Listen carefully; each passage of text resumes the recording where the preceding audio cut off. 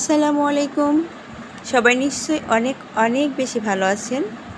My family ব্লগে আমি dahlia আপনাদের মাঝে হাজির হয়েছি মসমসে পরাটা নিয়ে। আমার আজকের আয়োজন মসমসে পরাটা আটা দিয়ে আপনারা বাসায় খুব সহজেই তৈরি করতে পারবেন এবং বাড়িতে খুব সহজেই আপনারা আটা দিয়ে মসমসে পরাটা তৈরি করতে পারবেন। আর এটা আলু ভাজি দিয়ে খেতে কিন্তু দারুণ মজা, যেটা আপনারা না খেলে বুঝতে পারবেন না। একবার হলেও ট্রাই করে দেখবেন প্লিজ। আর আমার চ্যানেলে নতুন হয়ে থাকলে অবশ্যই আমার চ্যানেলটা সাবস্ক্রাইব করে আমার পাশে থাকবেন, তাহলে প্রত্যেকটা রেসিপি আপনার কাছে পৌঁছে যাবে। চলুন তাহলে দেখা যাক। আমি এখানে 2 কাপ পরিমাণ আটা নিয়ে নিয়েছি। আর আটার ভিতরে আমি 1 চা চামচ পরিমাণ তেল দিয়ে দিব।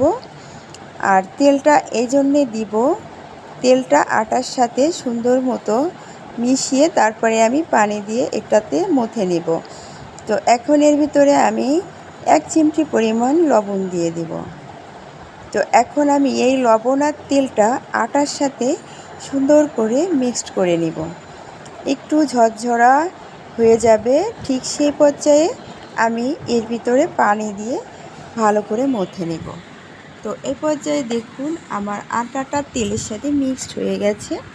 এখন আমি পানি দিব। তো একটু একটু করে পানি এর ভিতরে দিতে হবে, বেশি পানি একবারে দেওয়া যাবে না, তাহলে নরম হয়ে যাবে। আর আটাটা কিন্তু একটু শক্ত করে মথে নিতে হবে।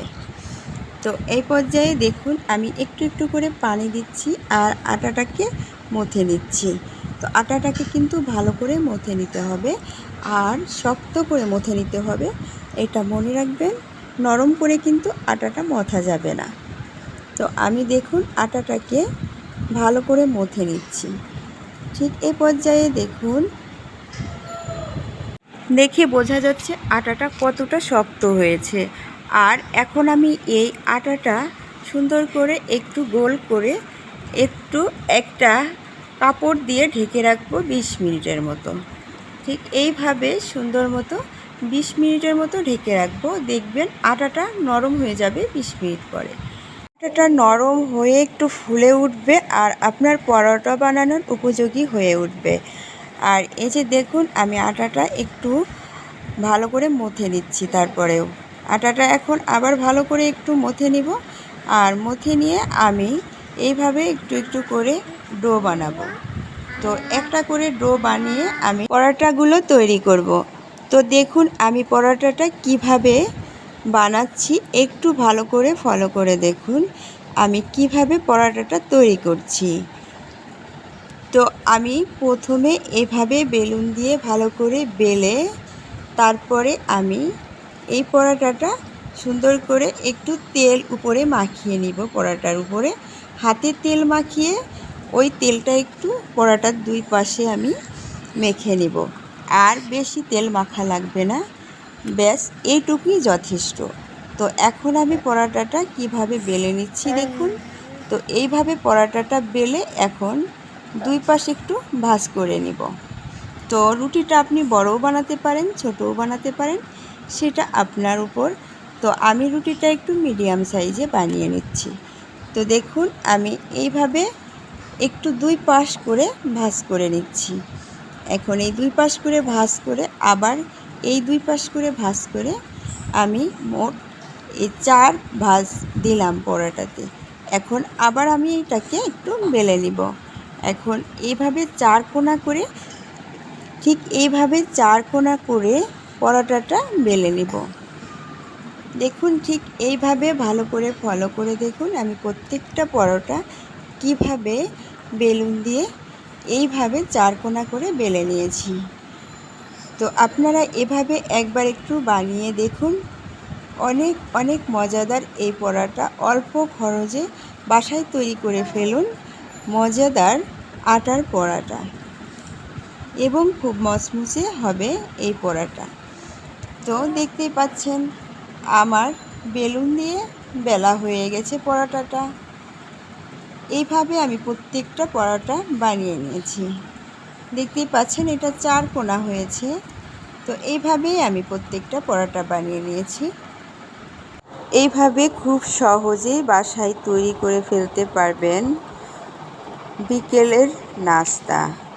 তো আমরা অনেক সময় ভাবি বিকেলে কি নাস্তা করব, আজ কী করব, প্রতিদিন এক একটা মেনু তৈরি করা লাগে, তাই না?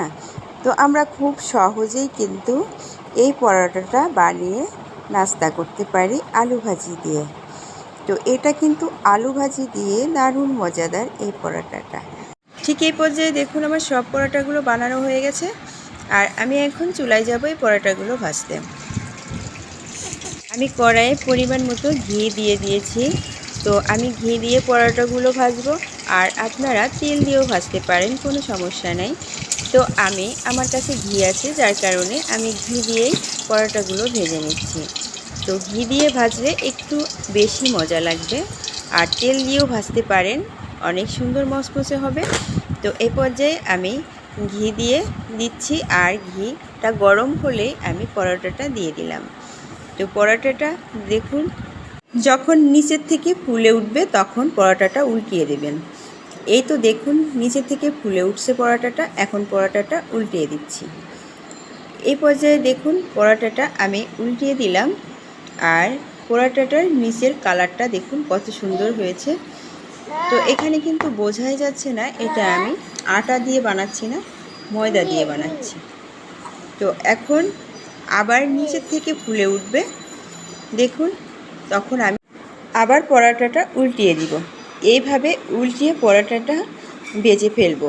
তো পরোটাটা কিন্তু অনেক মচমচা হবে, দেখেই বোঝা যাচ্ছে। দেখুন পরোটাটা কিন্তু অনেক মচমচে হয়েছে, চাপ দিলেই পরোটাটা দেখুন ভেঙে যাবে। তো এই পর্যায়ে আমার পরোটাটা দেখুন ভাজা হয়ে গেছে।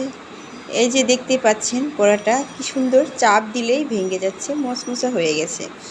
তো এখন এই পর্যায়ে কিন্তু আমি পরোটাটা উঠিয়ে ফেলবো। দেখুন কত সুন্দর ইয়ামি হয়েছে পরোটার কালারটা। ঠিক এইভাবে দেখুন, এইভাবে আমি প্রত্যেকটা পরোটা ভেজে নিয়েছি। তো এইভাবে দেখুন আমি আবার একটা পরোটা দিয়ে দিয়েছি, দেখুন নিচের থেকে ফুলে উঠেছে পরোটাটা, আর আবার আমি উল্টিয়ে দিলাম। তো এইভাবে আমি প্রত্যেকটা পরোটা বানিয়ে নিয়েছি। আপনারাও অবশ্যই এভাবে ট্রাই করে দেখবেন। আর দেখে কিন্তু বোঝা যাচ্ছে পরোটাটা কতটা মচমচে হয়েছে। আর এইভাবে মচমচে পরোটা কার না খেতে মজা লাগে। তো দারুণ পরোটা অবশ্যই আপনারা বানিয়ে খাবেন, আর আমার চ্যানেলের সাথে যুক্ত থাকবেন। এই পর্যায়ে দেখুন আমার সবগুলো পরোটা ভাজা হয়ে গেছে, আর দেখুন আমি ছিঁড়ে দেখাচ্ছি পরোটাগুলো কতটা মচমচে হয়েছে আর মজাদার। দেখুন কত সুন্দর হয়েছে পরোটাটা। আর আলু ভাজি দিয়ে আমি পরোটাটা একটু খেয়ে নিলাম।